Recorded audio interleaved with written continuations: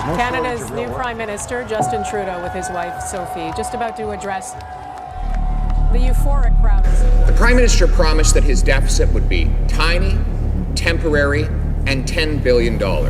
It was none of those three things. By 2021, only 3 years from now, the government will be spending more on debt interest than we currently spend on health transfers. The government's agenda is not only higher taxes on the middle class today, it's higher taxes down the road to pay the wealthy bondholders and bankers that own Canada's out-of-control national debt.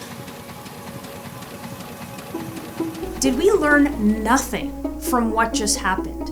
And Trudeau's deficits will not be small. Mr. Trudeau has made tens of billions of dollars of spending promises. He has no idea what he is talking about. Yeah, I think you covered it right off the top there, Akshay. $130 billion in new spending and tax measures. I think that is the headline. It's also the fact that there is no path to balancing the budget. That's the question on my mind, because now we find out that Mark Carney's federal deficit this year is going to be $92 billion. This is massive. Outside of COVID, nothing comes close to this. It's $2,000 for every man, woman, and child in Canada. The total estimated combined deficit for the next 4 years could be as high as $350 billion. But that's probably even higher for reasons that we'll get into. For context, adjusted for inflation, World War II in total cost Canada just over $400 billion. We've got another bond to buy. Our fighting men have just won history's greatest victory for freedom. 5 bonds for their future and for your own future. We're all surviving a cost of living crisis brought on by inflation that was a direct result of government spending from COVID, and for all of the things they use COVID spending as an excuse to expand the scope and size of government forever. We have collectively seemed to lost our sense of perspective when it comes to government numbers and the fiscal situation of this country.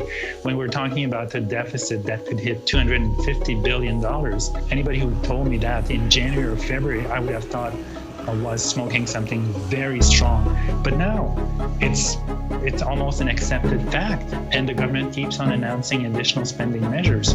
Carney's spending and deficits aren't as bad as Trudeau's. They're worse. His spending today will be his tax hikes tomorrow.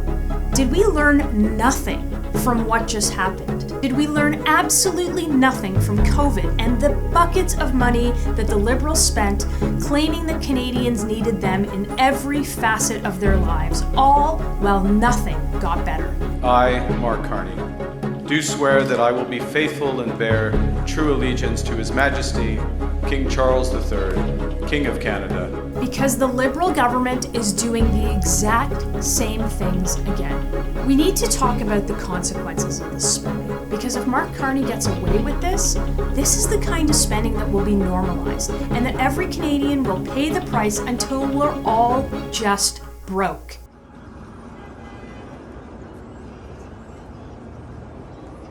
Well, the C.D. Howe Institute is calling on the Liberal government to make steeper cuts to program spending as it expects Canada's deficit to top $92 billion this fiscal year. First things first, what is the deficit? In a nutshell, when the government spends more than it takes in, it needs to borrow the remainder. It's a lot like a credit card or a line of credit. But the numbers are huge. We're talking about billions. So instead of a credit card, the government issues bonds. And just like your credit card and other debt, the government needs to pay the interest on the money that it borrows. That last part is important, and we're going to come back to it. In many ways, the government's budget is just like your own. If you need to borrow money for a project for your house or for your business, you can go to the bank. And if the bank thinks it's a good investment and they're likely to get their money back, they'll give you a loan plus interest. The government of Canada operates in a similar way. When it needs money because Mark Carney has a project he wants to spend on, like banning gas-powered vehicles and spending hundreds of billions of dollars on charging stations, the government of Canada can turn to the bond market to raise the money. And if the explanation is good enough, they'll buy the bonds, which is a loan to the government, plus plus interest. The annual deficit adds to the total debt the country owes. Today, the federal government, not including the provinces, owes $1.25 trillion. So we need to wind back the clock to the previous Liberal government. Remember this guy? I don't know. When I think about the biggest, most important economic policy this government, if re-elected, would move forward, you'll forgive me if I don't think about monetary policy. It's really important to remember that when he came into office, he was going to run a few small deficits. When we talk about that investment, we're very clear. We're going to run 3 modest deficits in order to pay for it. And in the end, it exploded. Justin Trudeau doubled our debt. He had more deficit spending than all of the prime ministers in Canadian history combined. Oh, but he'll about run he says, a modest deficit, a tiny deficit. So small you can hardly see the deficit. A modest deficit, and only for 3 years. Only for 3 deficits, three modest. Friends, we've gone through this before. Look at the mess in Ontario with the modest deficits of the Liberal government. The consequences of all of that spending were felt by every single Canadian. Increased borrowing costs and massive spending pushed inflation into multi-decade highs. The cost of everything skyrocketed, and it hasn't come back down. Just go to a grocery store. And then, to deal with all of the inflation, interest rates had to start going up. As widely predicted, the Bank of Canada moves the overnight rate up again, 25 basis points to 5%. Which hurt everyone with a mortgage or a line of credit. If government spending was the answer to all of our problems, this country would have been a utopia by now. The exact same thing might happen again. Because in this case, Mark Carney isn't even starting by pretending that these are going to be 3 or 4 small deficits. He's getting right into it. In your platform, your COSA platform you released today, you outline almost $130 billion in new spending. We're not spending that amount of money, we're investing that amount of money. And these numbers are massive.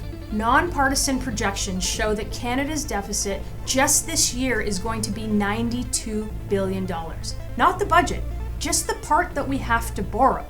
Over the next years, it could average $77 billion in a year, which is a huge increase of what had been expected. What's even more concerning is that these are optimistic numbers. The report is, quote, deeply skeptical that the government's plans to increase revenue will actually occur. That's how bad it is. The report is even skeptical that the government will be able to raise taxes enough to cover these deficits. But let's be clear, they are absolutely planning to raise taxes. Look at this, they're already pre-positioning the media to start raising taxes like the GST. They're seriously considering making everyday essentials like clothing and meals alongside nearly everything else under the sun more expensive just because they can't exercise a little bit of fiscal discipline, just because they can't get their house in order. And trust me, it won't stop there. If you want to balance the budget, you've got 3 options. You can save money, you can borrow money, or you can tax the money. And what's the choice for this Liberal government? You guessed it, it's door number 3. They've never met a tax they didn't like, or at least one that they wouldn't use for political purposes. There is no clear strategy replacing the Trudeau-era structure that Mark Carney claims to be dismantling. At some point, he'll tax you more. The big question is how will Mark Carney pay for his agenda if he keeps cutting taxes that should have never been imposed in the first place while boosting his spending? $20 billion in projected revenue next year just tossed out the window, plus another $6 billion over 5 years from the new ditched digital sales tax. That's a good thing, tax that should have never been there in the first place, but not because Mark Carney wanted it not to be there.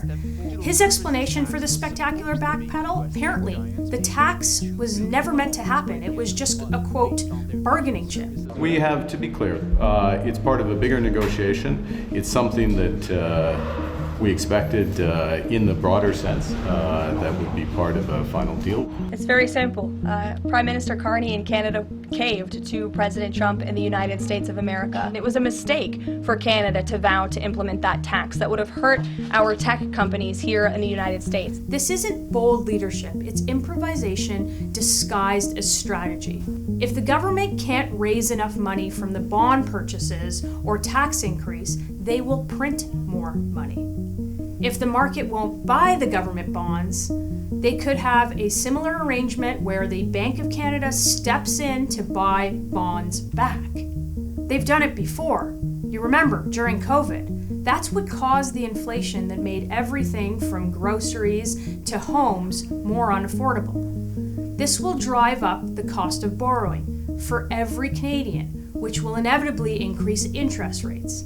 That's where we're headed. It's no different. And this brings me back to the interest component of the deficit. Today, on our $1 trillion debt, Canada spends $54 billion a year on interest. That's more than we spend on healthcare.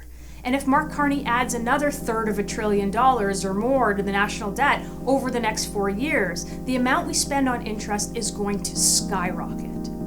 The Prime Minister promised that his deficit would be tiny, temporary, and $10 billion.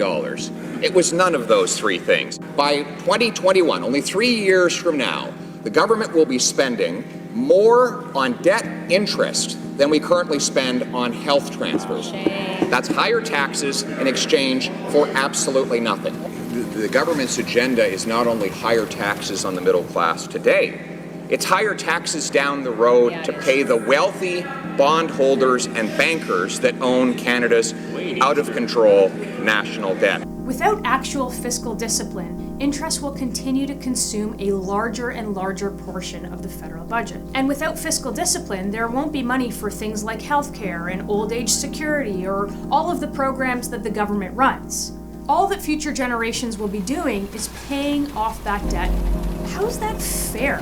Here's what Conservatives have to say about this. Canadians shouldn't have to pay the price just because Liberals can't write a budget, present a budget, can't keep their spending under control. The solution is actually quite simple. Instead of raising taxes even higher when so many people are hurting, we'd cut government spending, end the waste and inefficiency, and stop shipping billions of taxpayer dollars to overpriced consultants and overseas. It's so clear what the answer is. Why can't Mark Carney see that either? Conservatives will hold Mark Carney and his reckless, costly government to account and will always fight any new tax increases alongside his wasteful and dangerous spending. To help us by doing that, like and share this video and tell Mark Carney that his government has to stop raising taxes and keep their hands out of your wallet.